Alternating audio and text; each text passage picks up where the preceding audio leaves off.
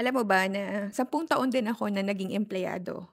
I was working in the banking industry and I know exactly how it feels like to work in a corporate company. Pero alam mo, di ako nag-resign sa trabaho ko because of toxic boss or mababang sahod or pagod sa OT, no. One of the reasons bakit ako nag-resign is because of this one book. I've been sharing this several times already in my platform. Na ang life-changing book ko is yung book ni Robert Kiyosaki, which is Rich Dad Poor Dad. Kasi the moment I finished this book, parang alam mo yung may kumalabit sa utak ko bigla. Na parang, are you really building your future?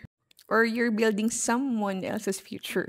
Kasi for the first time, naiintindihan ko na kahit gaano ka kasipag, kung nasa maling quadrant ka, hindi ka pa rin aangat.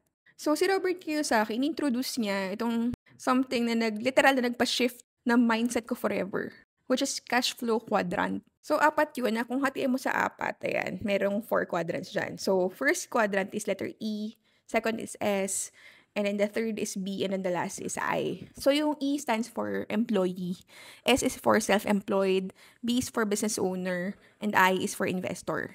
At actually, nakita ko yung sarili ko sa E at S. Which is, empleyado ako, yes. Yung araw-araw ka gumigising para sa alarm clock. Yung lagi ka nag-aantay na sweldo, sa kinsenas, katapusan. Yung nagsasakripisyo ka ng oras para sa pamilya mo.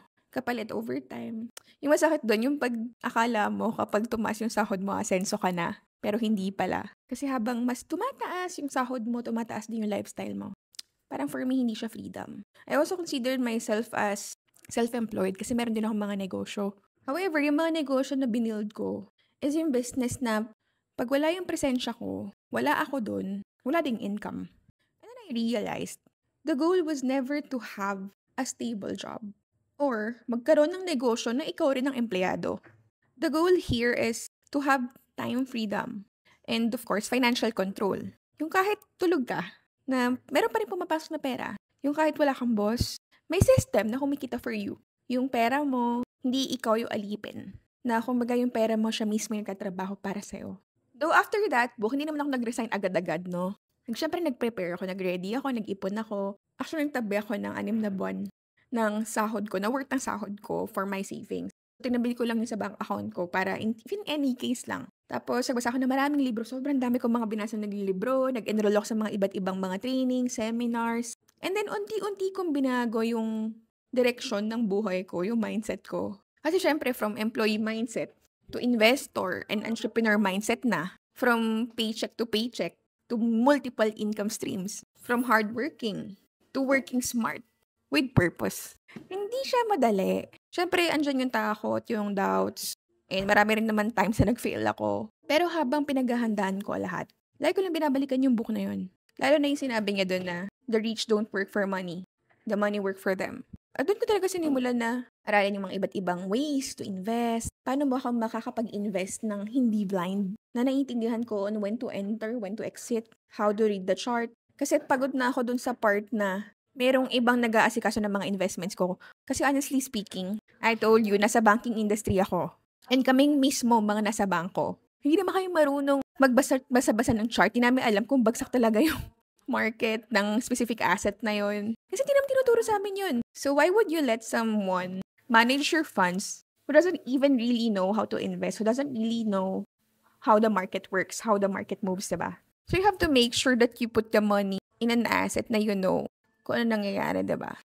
Though there's nothing wrong naman with mutual funds, pooled funds. There's nothing wrong with that, especially if you don't have time to learn or study about trading, study about investment. But of course, for me, ayoko na nun eh. Gusto kong maiba. I want someone who knows how to invest, who knows exactly what's happening in the market. Nagnegosyo rin ako nagnegosyo. Nagtry ako gumawa ng mga negosyo na tingin ko na hindi na kailangan ng presence ko. Like, nag-start ako ng nag-franchise ako ng business na akala ko, since meron na siyang proven and tested na system, mas magiging effective na siya, na kaya ko na siyang iwan dyan, na hindi ko na kailangan punta-puntahan, pero it's not like that. The business has to be with purpose. It has to be something that you are really passionate about. So, sobrang dami ko rin naman natutunan. Pero, the real business is when it is fully operational, earning, even without your presence. Because it has already a proven system na ikaw mismo naiintindihan mo at alam mo at na-enjoy mo din.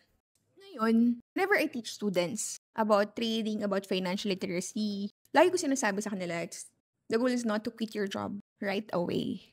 The goal is to grow your mindset first. Kasi pag nabago yung isip mo, magbabago rin yung decision mo. At kapag nagbago ang decision mo, magbabago rin yung direksyon ng buhay mo. So now, if you're watching this, and you feel like you're stuck sa isang trabaho na di ka na happy or di mo na mahal, maybe this is your sign. Baka panahon na rin na magtanong ka, am I really building my dreams? Or am I building someone else's dreams? Kasi sometimes, all it takes is one book to wake you up. Just like how Rich Dad Poor Dad woke me up.